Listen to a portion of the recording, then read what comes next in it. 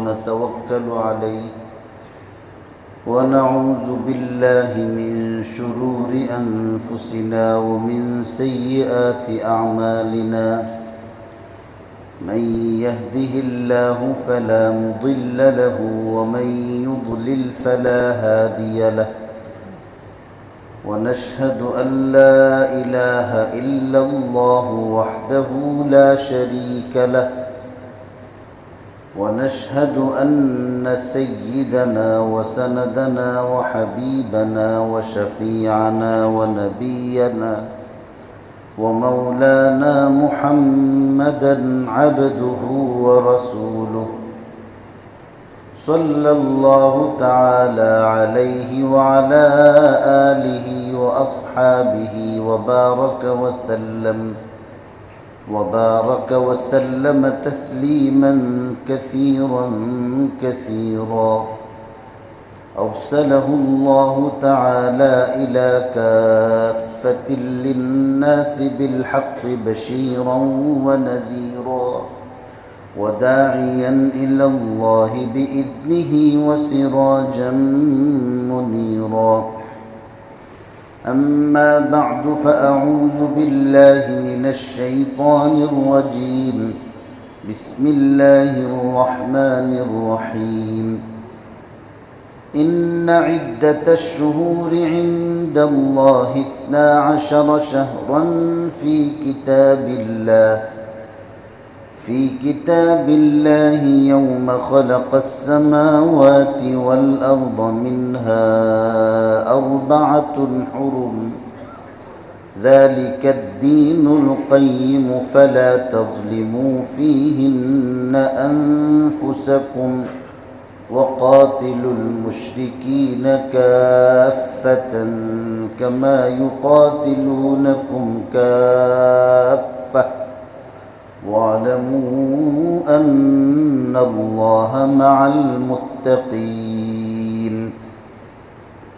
صدق الله مولانا العظيم وصدق رسوله النبي الأمي الكريم ونحن على ذلك لمن الشاهدين والشاكرين والحمد لله رب العالمين मुअज़्ज़ज़ व मुहतरम मुरब्बियान किराम मुसल्लियान इज़ाम दिन दरुदी मुसलमान भाईरा আল্লাহ পাক রব্বুল আলামিন আমাকে আপনাকে জুমার নামাজ পড়ার জন্য আল্লাহর ঘর মসজিদে এই বৃষ্টি বাদল উপেক্ষা করে উপস্থিত হওয়ার যে তৌফিক দিয়েছেন, সুযোগ করে দিয়েছেন, এই জন্য আল্লাহর শুকরিয়া আদায় করি আলহামদুলিল্লাহ। আজকের শুক্রবার অন্যান্য শুক্রবারের মতো নয়, আজকের শুক্রবারটি একটু ব্যতিক্রম শুক্রবার। এমনিতেই শুক্রবারের অনেক ফজিলত আছে। রাসূল করিম সাল্লাল্লাহু আলাইহি ওয়াসাল্লাম শুক্রবার দিনের অনেক ফজিলত বর্ণনা করেছেন। শুক্রবার দিনকে সাইয়্যিদুল আইয়াম বলা হয়। মানুষের মধ্যে যেমন কিছু মানুষ রাজা বাদশাহ হয়, এমন আল্লাহর সমস্ত সৃষ্টির মধ্যে আল্লাহ রাজা প্রজা বানাইছেন, কারুর মর্যাদা কারুর উপর বেশি দিয়েছেন। মানুষের মধ্যে সবচেয়ে বেশি মর্যাদাশীল নবী রাসূলগণ। তো ঠিক এমনিভাবে 7 দিনের মধ্যে আল্লাহ তাআলা সবচেয়ে বেশি মর্যাদাশীল করেছেন শুক্রবারকে। শুক্রবারকে 7 দিনের সম্রাট বা সর্দার বলা হয়। এই দিন আল্লাহ পাক রব্বুল আলামিন একটা এমন মুহূর্ত দান করেছেন, যেই মুহূর্তে আল্লাহর বান্দা বান্দিরা আল্লাহর কাছে দোয়া চাইলে আল্লাহ তাআলা সেই দোয়া কবুল করেন। ইন্না ফিল জুমআতি লাসাআতান লা ইউওয়াফিকুহা আবদুন মুমিনুন ইয়াসআলুল্লাহ আযজা ওয়া জাল ইল্লা আ'তাহু মা সাআল। হাদিসে পাকে রসুল করিম সাল্লাল্লাহু আলাইহি সাল্লাম ইরশাদ করছেন, শুক্রবার জুমার নামাজ আদায় করার জন্যে যে ব্যক্তি গোসল করে, তো জুমার নামাজ আদায়ের মহৎ উদ্দেশ্যে পাক সাফ হইলে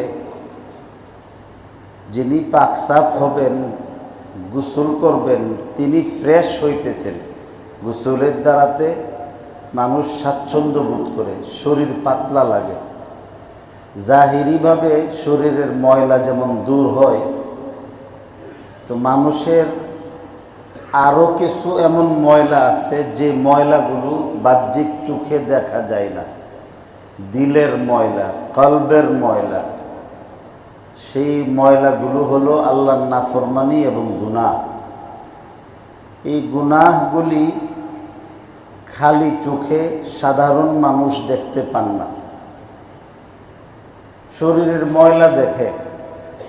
তো সাবান দিয়া গোসল করার দ্বারা শরীরের ময়লাগুলি দূর হয়, কিন্তু নিয়ত যদি হয় শুক্রবার দিন জুমার নামাজ আদায় করার জন্যে পাক পবিত্রতা অর্জন করা, তো তাহলে গোসলকারী ব্যক্তির শরীরের গোসলের পানিটা মাটিতে পড়বার আগে আগে আল্লাহ তাআলা তার সেই অদৃশ্য নাপাকি ময়লা গুনাহগুলি ঝরাইয়া দেন। এইভাবে শুক্রবারের অনেক ফজিলত আছে, কিন্তু আজকের শুক্রবারের বেশি ফজিলত হলো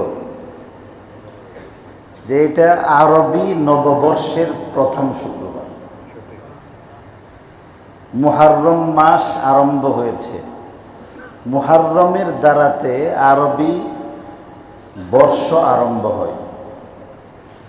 মুহররম, সফর এভাবে আরম্ভ হয়। ইংরেজি বর্ষ জানুয়ারি ফেব্রুয়ারি দিয়ে আরম্ভ হয়,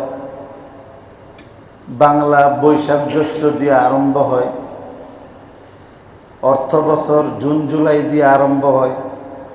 তো এইগুলি বর্ষের গণনা। আসমান জমিন সৃষ্টির সূচনা লগ্ন থেকেই আল্লাহ তাআলা 12টা মাসে 1 বৎসর হওয়ার বিধান নির্ধারণ করেছেন। এটা আপনার বানানো না, আমার বানানো না। এটা 1 বৎসর 2 বৎসর থেকে আরম্ভ হয় নাই। এটা আমাদের নবীজি থেকেও আরম্ভ হয় নাই, হযরত আদম আলাইহিস সালাতু ওয়াস সালাম থেকেও আরম্ভ হয় নাই। হযরত আদম আলাইহিস সালাতু ওয়াস সালামের আগে পর্যায়ক্রমে 10টা জিন সম্প্রদায়, খেলার মধ্যে দেখছেন না পাট্টি ওঠা, যে একটা পাট্টি উঠছে, তেমন 10 পাট্টি জিন্নাতরে আল্লাহ দুনিয়াতে পাঠাইয়া এই ধ্বংস করেছেন। জিন্নাতের দ্বারাও এটা শুরু হয় নাই, বরং আল্লাহ পাক রব্বুল আলামিন কুরআনুল কারীমের মধ্যে বলেন, আসমান জমিন যখন সৃষ্টি করেছেন তখন থেকেই আল্লাহ তাআলা 12 মাসে বৎসর হওয়ার ফয়সালা করে রাখছেন। ইন্না ইদ্দাতাশ শুহুরি ইনদাল্লাহি 12 শাহরা, ইন্না ইদ্দাতাশ শুহুরি ইনদাল্লাহ 12 শাহরান ফি কিতাবিল্লাহি ইয়াওমা খালাকাস সামাওয়াতি ওয়াল আরদ মিনহা আরবাআতুন হুরুম। আসমান জমিন ভূমণ্ডল নবমণ্ডল সৃষ্টির সূচনা কাল থেকেই আল্লাহ তাআলা আল্লাহর কুদরতি কিতাবের মধ্যে ফায়সালা করে রেখেছেন যে বৎসর হবে 12 মাসে। আবার এর সঙ্গে আল্লাহ এই ফায়সালাও করছেন যে এই 12 মাসের মধ্যে 4টি মাস হবে সম্মানিত। 12 মাসে বৎসর হবে, এই ফায়সালাও সৃষ্টির সূচনা কাল থেকে চলে আসছে। এই 12 মাসের মধ্যে 4টি মাস যে সম্মানের, সেটাও নতুন কিছু আবিষ্কার না, সৃষ্টির আদিকাল থেকে আল্লাহ ফায়সালা করছেন। তো সেই 4টি সম্মানিত মাসের প্রথম মাস হলো মুহররম মাস। এই মুহররম মাস, মুহররমের একটা অর্থ হলো নিষিদ্ধ, আর মুহররমের আরেকটা অর্থ হলো সম্মানিত। আল্লাহ পাক রব্বুল আলামিন এই মাসের সম্মানে সাধারণত যুদ্ধ বিগ্রহ এমনও এটা পছন্দনীয় না, মারামারি কাটাকাটি ঠিক না, কিন্তু এই মাসের সম্মানে আল্লাহ তাআলা এই পরস্পরের যুদ্ধ বিগ্রহের এই বিষয়টাকে আল্লাহ তাআলা আরো জোরালোভাবে নিষেধ করেছেন। ফলে আরব দেশের লোকেরা, যাদেরকে পৃথিবীর ঐতিহাসিকরা বর্বর যুগের লোক বলে, ওই লোকেরাও যারা নিজেরা উটকে পানি আগে কেন পান করাইলো এক ব্যক্তি, আরেকজন কেন পেছনে পড়লো, সিরিয়াল মেনটেন না করার অপরাধে একজনে আরেকজনের সঙ্গে যুদ্ধে লিপ্ত হয়ে বছরের পর বছর না, শতাব্দীর পর শতাব্দী তারা যুদ্ধ করত। মানুষকে হত্যা করাটা যাদের বীরত্বের প্রতীক ছিল, নারীদের ইজ্জত নষ্ট করাটাকে বাহাদুরির বিষয় মনে করত, নিজের ঔরসজাত কন্যাদেরকে যারা নিজ হাতে জীবন্ত সমাধিস্থ করত, তাও কাবা শরীফের কাছে, অন্য কোথাও না, আল্লাহর ঘরের কাছে এসে এদেরকে সমাধিস্থ করত। নিজের ঔরসজাত কন্যার চিৎকার ধ্বনি যেই বর্বর লোকদের কান ভেদ করে হৃদয় স্পর্শ করত না, সেই লোকেরাও মুহররম মাস আসলে লড়াই বন্ধ করে দিত। এই অবস্থার মধ্যে আল্লাহ পাক রব্বুল আলামিন দুনিয়ার মধ্যে রাসূল করিম সাল্লাল্লাহু আলাইহি ওয়াসাল্লামকে পাঠিয়েছিলেন।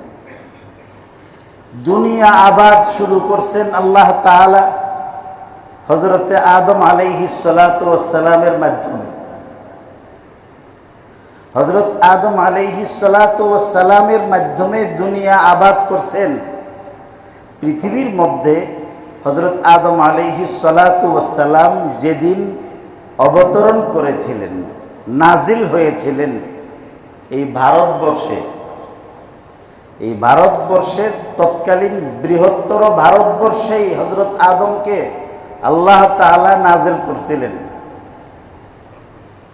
ওই ভারতবর্ষ বর্তমানের ভারত না, শ্রীলঙ্কা, মালদ্বীপ, নেপাল, ভারত, বাংলাদেশ, পাকিস্তান, আফগানিস্তান এবং খোরাসানের কিছু অংশ, এই পুরাটা মিলে একটা রাষ্ট্র ছিল, এটার নাম ছিল হিন্দ, হিন্দুস্তান। এই হিন্দ ছিল হযরত নূহ আলাইহিস সালামের ছেলের নাম। হযরত নূহ আলাইহিস সালাতু ওয়াস সালামের তিনজন সরাসরি প্রধান সন্তান ছিল।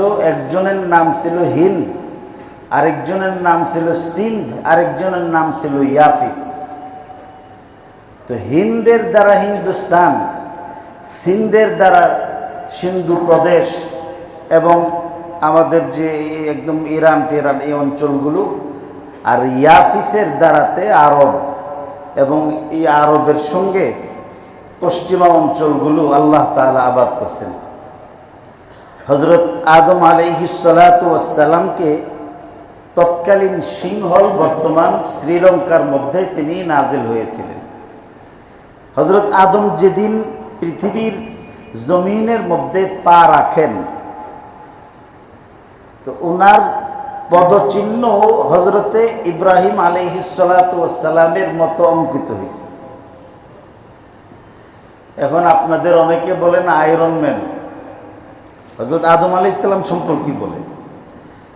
যারা হজ করছেন, উমরা করছেন, মক্কা শরীফের মাকামে ইব্রাহিমের মধ্যে হযরতে ইব্রাহিম আলাইহিস সালাতু ওয়াস সালামের পায়ের চিহ্ন দেখছেন।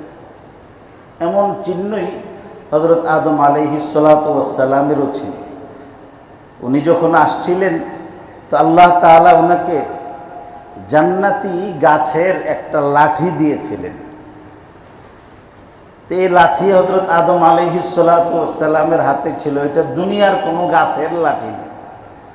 আর আমরা যে এখন বৃদ্ধ লোকেরা যে লাঠি ব্যবহার করে, ওনাদের লাঠির মতো এমন মসৃণ ছিল না, আঁকা বাঁকা ছিল, গাছের ডালা।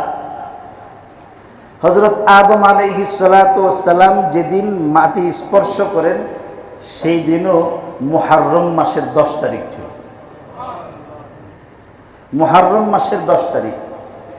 আবার উনি আসার সময় যে লাঠি নিয়ে আসছিলেন, এই লাঠির সঙ্গেও আল্লাহ মুহররম মাসের 10 তারিখের ইতিহাস, ইতিবৃত্ত সংযোগ করে দিয়েছেন।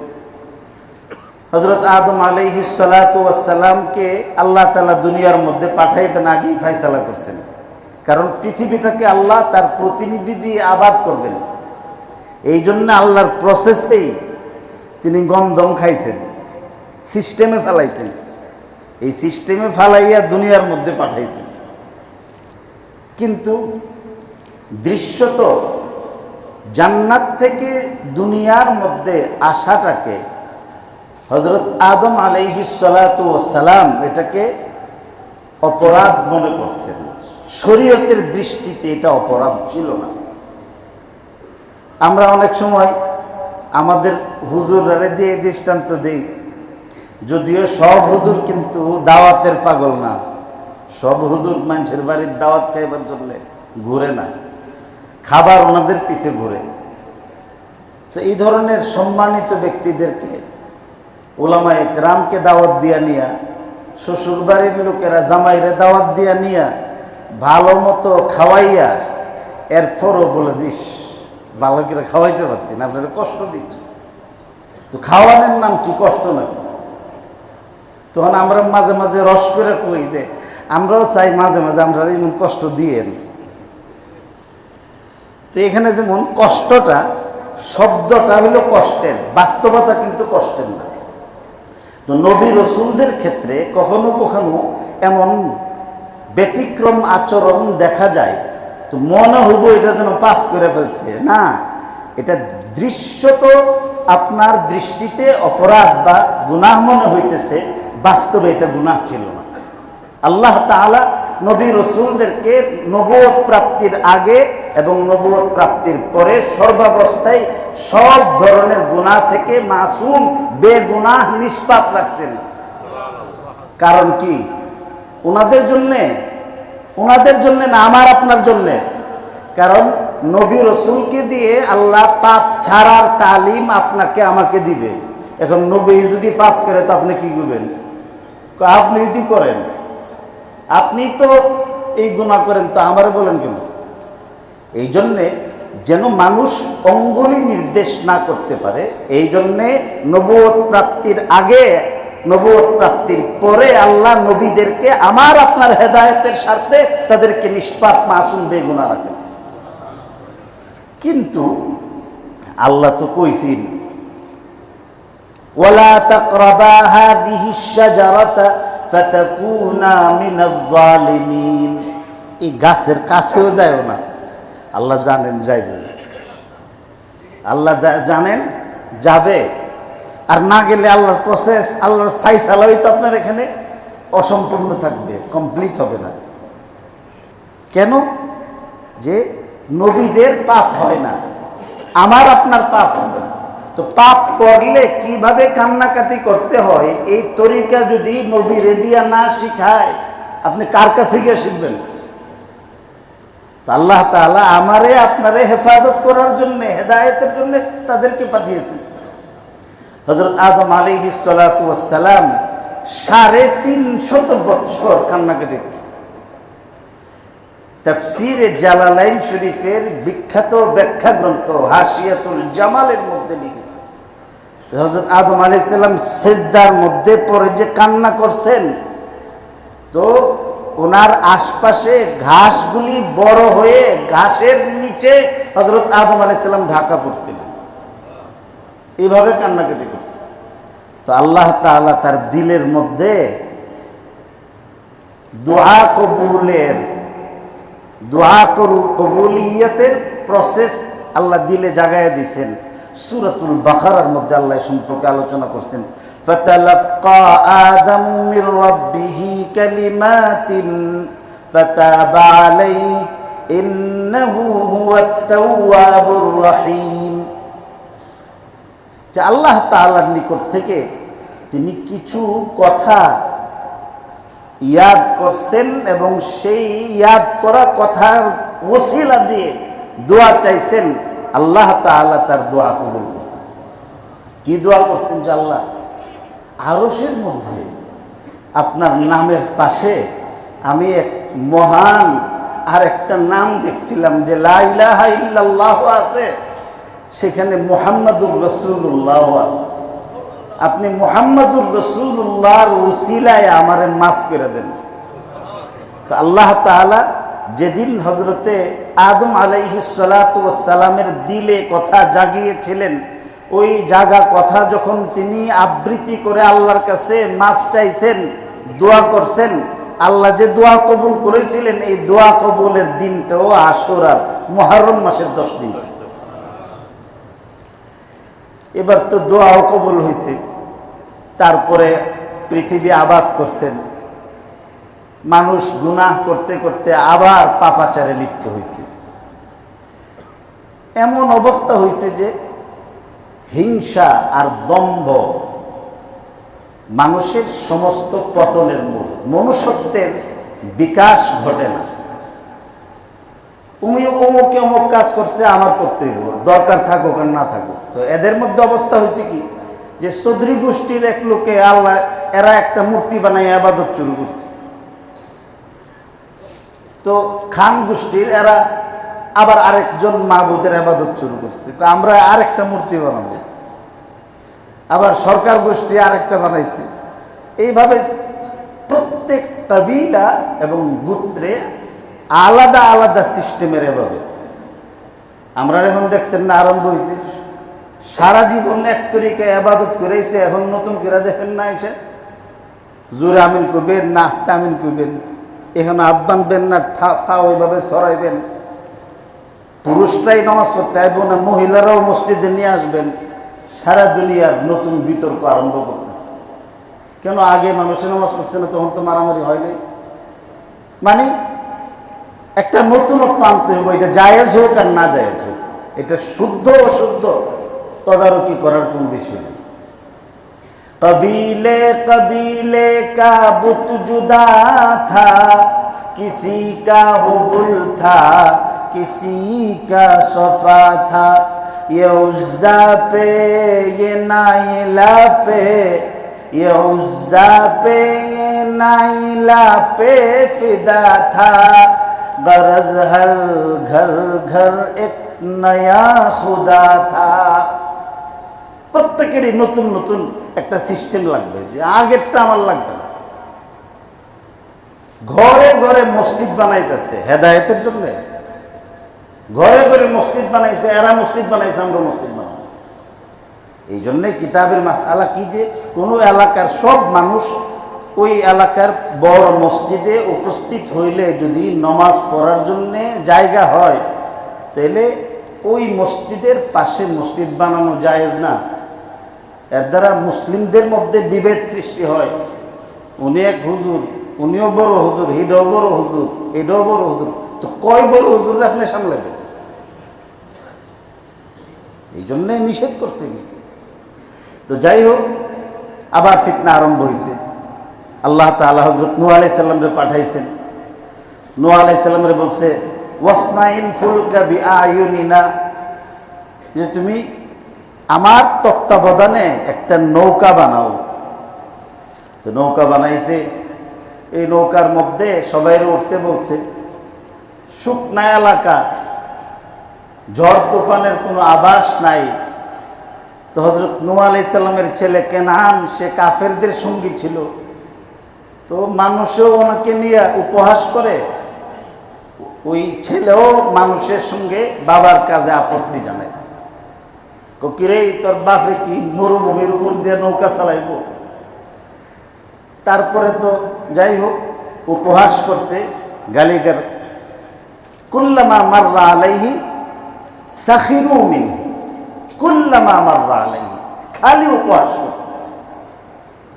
এর মধ্যে উপহাস করতে করতে যখন দেখছে নূহ আলাইহিস সালাম কিছুই করেন না, জবাব দেন না, তো পরের দিন থেকে এরা হযরত নূহ আলাইহিস সালামের বানানো নৌকার মধ্যে পায়খানা করা শুরু করছে। আল্লাহর কাছে ফরিয়াদ করছেন যে আল্লাহ কি করুন, এই দুশ্মনদেরকে নিয়ে তো বেকায়দাত করছি, বদদুয়া করছেন। রব্বি লা তাযার আলাল আরদি মিনাল কাফিরিন দাইয়ারা, আল্লাহ এই কাফেরদেরকে আর তুমি ছাইরো না। তো আল্লাহ তাআলা বলেন যে সবর করো, নৌকা দোয়াইতেছে। তো সকালবেলা যার যেমনে পারে পায়খানা কইরা ওনার এই পুরা নৌকা বইরা ফেলছে। এখন চিন্তা করে দেখেন কি অবস্থা। একদম যখন ভরা হয়েছে, তো অনেক সময় আমাদের দেশে বলে যে সুযোগ পাইলে চোরের বাচ্চাও বলে হাতির উপর আক্রমণ করে। তো এক ল্যাংরা প্রতিবন্ধী, হাঁটতেও পারে না, আবার শরীরের মধ্যে তার খুসপাসরা গোটাকাটি আছে।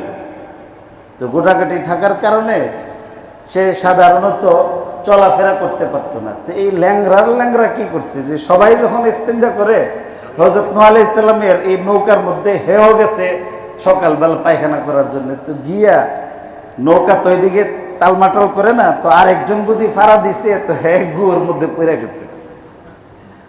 তো গুয়ের মধ্যে যখন পড়ছে, তো তার শরীরের চামড়ার মধ্যে যত গোটাকাটি খুসপাসরা যা আছিল, শরীরের বিষ বেদনা যা আছে সব ভালো গেছে। তো যখন ভালোই গেছে গা, এখন বাইরনের পরে দেখছি কিরে তোর শরীরে না দাওয়াত ছিল, একজিমা ছিল, গোটাকাটি ছিল, কি হয়েছে? কইস না, সকালে গেছিলাম পায়খানা করতাম, লারা লেগিয়া গেছি গা নৌকার গুয়ের মধ্যে পইরা, এই গু শরীরে লাগছে, পরে ভালো গেছে গা। এরপরে তো এটা ভাইরাল হইতে আর সময় লাগছে না, এখানে প্রত্যেকেই পায়খানার বান করে আইসা এখান থেকে একটু মলম লয়ে যান। এই মলম নিয়া এরপরে আপনার রাত্রে তো মনে করেন হিরিক পড়ে গেছে, পুরা রাত্রের মধ্যে যা পায়খানা আছে সব ডিব্বাত বইরা ইয়াত বইরা সব নিয়ে গেছে। এরপরে আবার কিছু লোক আসছে, এসে হাই হাই এত কার্যকরী মলম পাওয়া যাইতেছে না। তখন আর টারটারে কইতেছে একটা কাজ কর, বালতি দিয়া পানি আন। তো পানি আনছে, পানি দিয়ে ধুইয়া এরপরে ওই পানিও বোতলের মধ্যে ভরে নিয়ে গেছে। তো আল্লাহ তাআলা এই যে শাস্তিগুলি দিছিলেন, এটাও মুহররম মাসে করছিলেন। তো এইভাবে হযরত নূহ আলাইহিস সালামের সাথে যারা ছিল আল্লাহ তাআলা নাজাত দিয়েছিলেন। তারপর আবার বিভ্রান্তি আরম্ভ হইল, ফেরাউনের যুগ আসলো। হযরত ফেরাউনের সময় হযরত মুসা আলাইহিস সালাতু ওয়াস সালাম আল্লাহর পক্ষ থেকে প্রেরিত নবী ছিলেন। ওনার হাতের মধ্যে যে লাঠি, এই লাঠিটা হযরত শুআইব আলাইহিস সালাম ওনার শ্বশুরের কাছ থেকে লাভ করছিল। মসজিদের মধ্যে আমরা যে তাফসীর করতেছি, এই তাফসীরের আলোচনায় আপনারা শুনছেন যে হযরত শুআইব আলাইহিস সালাম হযরত মুসা আলাইহিস সালাতু ওয়াস সালামকে বকরি চড়াইবার জন্য একটা লাঠি দিতে বলছিলেন ওনার মেয়েকে, আর বলছেন ঘরের মধ্যে কতগুলি লাঠি আছে, অন্ধকারের মধ্যে গিয়া হাত দিলে যেই লাঠিটা হাতে লাগবে এটা আইনা মুসাকে দিয়ে দাও। উনি গেলেন, গিয়া হাত দিচ্ছেন, দেওয়ার পরে লাঠি আসছে। তো এখানে ওনার কাছে অনেকগুলি লাঠি ছিল পূর্ববর্তী নবীদের আমানত। তো দেওয়ার সময় হযরত শুআইব আলাইহিস সালাম ওনার বয়স ছিল ৩৫০০ বছরের চেয়েও বেশি। তো উনি দেওয়ার সময়, বলার সময় বলছিলেন যে হাত লাগে যেটা সেটা দিও, কিন্তু ভিতরে ভিতরে একটা ডর কাজ করতেছিল, ওই লাঠিগুলির মধ্যে যে আদম আলাইহিস সালামের যে লাঠিটা আছে এটা নিয়ে আবার লেগে থাকা। তো এই জন্যে ওনার মেয়ে গিয়া হাত দিছে। তো হাত দেওয়ার পরে লাঠি ওই যেটা আশঙ্কা করছিলেন ওইটাই লাগছে। তো আনার পরে বলতেছে দেখি লাঠি কোনটা, উনি চোখেও দেখতেন না, কিছুক্ষণ আনাই লাঠি না, এটা রেখে আরেকটা দো। তো এইভাবে 7 বার তিনি পাঠাইছেন। তো এইভাবে লাড়াচাড়া করে হাত দেয় আনার জন্যে, আর আনার জন্যে হাত দিলেই তখন হাতের মধ্যে ওই লাঠিটা আসে। তারপরে হযরত শুআইব আলাইহিস সালাম বললেন যে না, এই লাঠি দিব না, কারণ এটা হযরত মুসা আলাইহিস সালামের, অন্য আরেকটা লাঠি নয়, এই লাঠি হযরত আদম আলাইহিস সালামের। তো হযরত মুসা আলাইহিস সালাম যখন শুনলেন যে এই লাঠিটা আদম আলাইহিস সালামের, এখন উনি কিছু আমি লাঠি নিলে এইটাই নই, লাঠি দিলে আমাকে এটাই দিতে হবে। তো এই লাঠির যে কাহিনী, তো তো এই লাঠি যাই হোক, শ্বশুর এবং জামাইয়ের মধ্যে এখন আপনার দেওয়া না দেওয়ার মান অভিমান চলতেছে। শ্বশুরে বলে যে আরে এতগুলি লাঠি আছে, এটা ছেড়ে দাও না, আরেকটা নেও না, কারণ আমার না দিলে এইটাই দিতে আল্লাহ লাগতো না, লাঠি ছাড়াই চলবো। তো এইভাবে যখন ওনাদের বাদানুবাদ আরম্ভ হয়েছে, তখন তারা দুইজনে চুক্তি করলেন যে কালকে সকালবেলা ভোরবেলা যেই ব্যক্তির সঙ্গে আমাদের প্রথম মোলাকাত হবে উনি যেই ফাইসালা করবেন, যদি বলে যে এটা সোহেবের দিয়ে দো সোহেবের, যদি বলে আপনার তাহলে আপনার, তাহলে আমরা ওই ফাইসালা মাইনা নিব। তো সকালবেলা আল্লাহ তাআলা হযরত জিবরিল আলাইহিস সালাতু ওয়াস সালামকে মানুষের আকৃতি দিয়ে পাঠাইছেন। তো পাঠানোর পরে এই যে লাঠি, এই লাঠি সামনে এনে বললেন যে এই লাঠিটা এটা সাধারণ কোনো লাঠি না, এটা কুদরতি লাঠি, এটা বেহেশতি লাঠি, এটা যে এটার মালিক হবে সেই ব্যক্তির হাত ছাড়া অন্যের হাতে এটা যাবেই না। তাহলে কি করার, আপনারা দুইজনের দিকে দাঁড়ান, একজন এখানে দাঁড় করাইছে, আরেকজনে দাঁড় করাইছে, বা আরেক দিকে দাঁড় করাই বললেন যে লাঠিটা মাঝে রাখলাম, এখন আপনারা আল্লাহর নাম নিয়ে লাঠিটারে ধরেন। যদি আপনি এই লাঠির উত্তরাধিকারী হয়ে থাকেন তো হাত লাগার সঙ্গে সঙ্গে লাঠি আইসা পড়ব, আর যদি উত্তরাধিকারী আল্লাহর পক্ষ থেকে আপনার জন্য ফায়সালা না হয়, আপনি না সারা জগতের মানুষে মিল্লা হেইয়ো হেইয়ো করলো কাজ হইত না। তখন হযরত মুসা আলাইহিস সালাম একখানে দাঁড়াইছেন, সোহাইব আলাইহিস সালাম আরেকখানে দাঁড়াইছেন। বললেন যে মুসা আলাইহিস সালাম বললেন যে আপনি মুরব্বী মানুষ, আব্বা আপনি উঠান, মুরব্বী মানুষকে একরাম করছেন। হযরত সোহাইব আলাইহিস সালাম গেছেন, উনি কি সাধারণ ব্যক্তি না নবী ছিলেন? নবী। এর মানে হলো ওনার শরীরে জান্নাতি 40 জন ব্যক্তির জোয়ানের শক্তি আছে। জান্নাতি 40 জন ব্যক্তির শক্তি থাকার মানে হলো দুনিয়ার 40,000 নওজোয়ানের শক্তি আছে। আমরা বাংলাদেশের বেড়াইতের মতো না, মনে করেন যে নাইজেরিয়ার না, আপনি অবশ্যই জাতের হইবেন মোটামুটি। তো যাই হোক, তো এইভাবে উনি এইভাবে ধৈরা টানতেছে, কিন্তু লাঠি তো আর উঠাইতে পারবে না। অনেক চেষ্টা করার পরে যখন লাঠি উঠাইতে পারে না, তো এবার বললেন যে তাইলে বাবা তুমিই দেখেছো একটু চেষ্টা করে। হযরত মুসা আলাইহিস সালাম যখন হাত দিলেন, হাত স্পর্শ করার সাথে সাথে হযরত মুসা আলাইহিস সালামের হাতে লাঠি চলে আসছে। তো বললেন যে এই লাঠি মুসার হাতে থাকবে। এই লাঠির অবস্থা ছিল, এটা ছাইরা দিলে সাফ হয়ে যেত, ছাড়লে সাফ হইতো। আল্লাহই বলছেন যেদিন নবুয়ত দিয়েছেন, সময় শেষ, এই জন্য আমি বলতেছি, নবুয়ত যেদিন দিই সেদিন বলছেন ওয়ালকি মা ফি ইয়ামিনিকা তালকাফ মা সানাউ ইন্নামা সানাউ কাইদু সাহির ওয়া মা তিলকা বিয়ামিনিকা ইয়া মূসা। মুসা হাতে কি তোমার? তো লাঠি। এই লাঠির 8টা বৈশিষ্ট্য ছিল যেটা আমি বলছি, এটা ছাড়লে সাফ হইতো। এটার সামনে যত সাপ বিচ্ছু থাকতো, এটার অবস্থা ছিল মাথাটা ঠিক জায়গায় থাকতো আর পেছনের দিকে এটা ঘুরতে থাকতো। আর বড় হইতে হইতে মুখটা এত বড় আকৃতি ধারণ করতো যে ফেরাউন 400 বছরের মধ্যে যার হাঁচিও হয়েছে না, পেট খারাপ হইব দূরের কথা, সর্দি জ্বর হইব দূরের কথা, এই সাপটা ফেরাউনের দরবারে ছাইরা দিছে। পরে এটা যখন বড় হয়ে একটু হা করছে, তো সিংহাসনের মধ্যে বৈশাখে 70 বার পায়খানা করছে ফেরাউনে। আর তার বিরুদ্ধে 70,000 ফেরেশতা, 1,40,000 সাপের যখন বহর ছাইরা দিছিল, হযরত মুসা আলাইহিস সালামের হাত থেকে ছাড়া ওই সাপের এই যে লাঠি সাপ হয়ে একটা চুমুক দিয়ে, এক লুকমা দিয়ে সবগুলিকে খেয়ে ফেলছে। এটা শুধু সাপ হইতো না, সাপ খাইতো। হযরত মুসা আলাইহিস সালামের এই লাঠির কুদরত ছিল যে ওনার এলাকার লোকেরা এসে বলছেন যে আমরা 12টা গোত্র, 12টা গোষ্ঠী, আমাদের আলাদা আলাদা পানির ব্যবস্থা করেন। এক গোষ্ঠীর মানুষ আরেক গোষ্ঠীর পানি খাইতো না। হযরত মুসা আলাইহিস সালাম আল্লাহর কাছে ফরিয়াদ করছেন। আল্লাহ বললেন ইদরিব বিআসাকাল হাজার ফানফাজারাত মিনহু ইসনাতা আশরাতা আইনা, পাথরে আঘাত করো, এই তিলিসমতি লাঠি দিয়ে, বেহেশতি লাঠি দিয়ে তুমি আঘাত করো, তোমার অনুসারী 12টা গোত্রের জন্য এই আঘাতের দ্বারা 12টা ঝর্ণা ধারা সৃষ্টি হবে।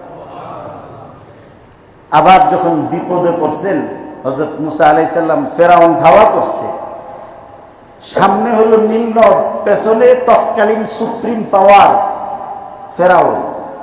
তো এই ফেরাউন যখন তার দলবল নিয়ে মুসা আলাইহিস সালামকে আঘাত করার জন্যে, ওনাকে গ্রেফতার করার জন্যে, বনি ইসরাইলকে নিশ্চিহ্ন করার জন্য ধাওয়া করছে, তখন মুসা আলাইহিস সালামের সঙ্গে ইমানদার লোকেরা চিৎকার করে বলছিল, ইন্না লামুদরাকুন ক্বালা কাল্লা ইন্না মাইয়া রাব্বি সায়াহদিন। আমরা মনে হয় ধরা খাইয়া গেলাম, ধরে ফেলছে মনে হয়, পেছনে শত্রু, সামনে নদী, বাঁচবো কিভাবে? আল্লাহ তাআলা হুকুম দিলেন, ইদরিব বিআসাকাল বাহর, ইদরিব বিআসাকাল বাহর ফানফালাকা ফাকানা কুল্লু ফিরকিন কাত-তাউদিল আযীম। হযরত মুসা আলাইহিস সালাম যখন এই লাঠি দিয়ে নীল নদের মধ্যে আঘাত করছেন, আঘাত করার সাথে সাথে দুই পাশে পানিগুলি পাহাড়ের মতো একদম স্থির হয়ে দাঁড়িয়ে গেলেন। আর 12টা টিম নদী পারাপারের জন্য 12টা একদম মসৃণ রাস্তা আল্লাহ তাআলা মুহূর্তে বানাই দিয়েছে। ওই যে 12টা দল, 12টা রাস্তা মুহূর্তের আঘাতে যে সৃষ্টি হয়েছিল মুহররম মাসে, এবং মুহররম মাসের 10 তারিখে। এই জন্যে হযরত মুসা আলাইহিস সালাতু ওয়াস সালাম নদী পার হয়ে ফেরাউনের দল থেকে যখন নিষ্কৃতি পেয়েছিলেন, তো আল্লাহর শুকরিয়া হিসেবে রোজা রাখছিলেন। রাসূল করিম সাল্লাল্লাহু আলাইহি সাল্লাম যখন হিজরত করে মদিনা শরীফ গেলেন, মদিনা শরীফ যাওয়ার পরে দেখেন ইহুদিরে, ফালাম্মা কাদিমান নবিয়্যু সাল্লাল্লাহু আলাইহি ওয়াসাল্লাম আল মদিনাতা ওয়াজাদাল ইহুদা সাইমিন, ইহুদিদেরকে রোজা রাখা অবস্থায় দেখতে পেলেন। তো জিজ্ঞাসা করলেন, মা হাযাল ইয়াউমুল্লাযী তাসুমুনা ফীহ, আজকে আবার কিসের রোজা? আজকের এই দিবসে আল্লাহ তাআলা হযরত মুসা, বনি ইসরাইল সহ সবাইকে ফেরাউনের কবল থেকে নিষ্কৃতি দিয়েছিলেন। আর ফেরাউনকে সদর বলে চুবিয়ে আল্লাহ তাআলা নীল নদের মধ্যে সলিল সমাধি বানাইছিলেন। মুসা আলাইহিস সালাম শুকরিয়া হিসেবে রোজা রাখছে, এই জন্য আমরাও রোজা রাখি। তো হুজুর সাল্লাল্লাহু আলাইহি সাল্লাম ফরমান যে নাহনু আহাক্কু বিমুসা মিনকুম, মুসা আলাইহিস সালামের এই আমলের অনুসরণের ক্ষেত্রে তোমাদের চেয়ে আমাদের অধিকার আরো বেশি। তখন হুজুরও রোজা রাখছেন এবং সাহাবায়ে কেরামকেও রোজা রাখতে আদেশ দিয়েছেন। এবং আল্লাহ রাসূল সাল্লাল্লাহু আলাইহি সাল্লাম ফরমান, আশুরার দিন যদি কোনো ব্যক্তি রোজা রাখে, তা আমি আশা করি যে আল্লাহ তাআলা এর দ্বারাতে তার 1 বছরের গুনাহ মাফ করে দেবে। তবে যেহেতু ইহুদিরাও রাখতো, এই জন্যে এর আগের দিন 9 তারিখ, এটাকে তাসুআ বলে, হয় 9 তারিখের, না হয় 10-এর পরে 11 তারিখে একটা রোজা না রেখে 2টা রোজা রাখবার কথা হাদিস শরীফের মধ্যে আসছে।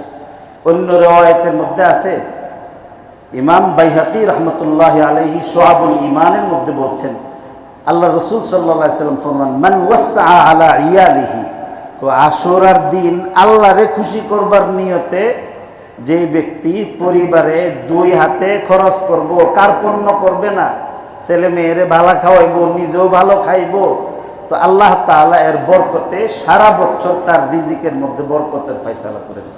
আল্লাহ তাআলা রোজা রাখার এবং অন্যান্য আমলের মাধ্যমে আশুরা উদযাপন করবার তৌফিক দান করুক। এর নামে লাঠি খেলা, মেহেন্দি লাগানো, বাইরাবাড়ি, এরপরে তাজিয়া, এই সমস্ত অহেতুক কর্মকাণ্ড থেকে কে ভালো থাকলো না থাকলো, ছাড়লো না ছাড়লো, এটা ওনাদের ব্যাপার। আমরা আমাদের মসজিদের মুসল্লিরা এই সমস্ত গর্হিত কাজ থেকে বেঁচে থাকবো। আল্লাহ আমাকে তৌফিক দেখ, আপনাদেরকে তৌফিক।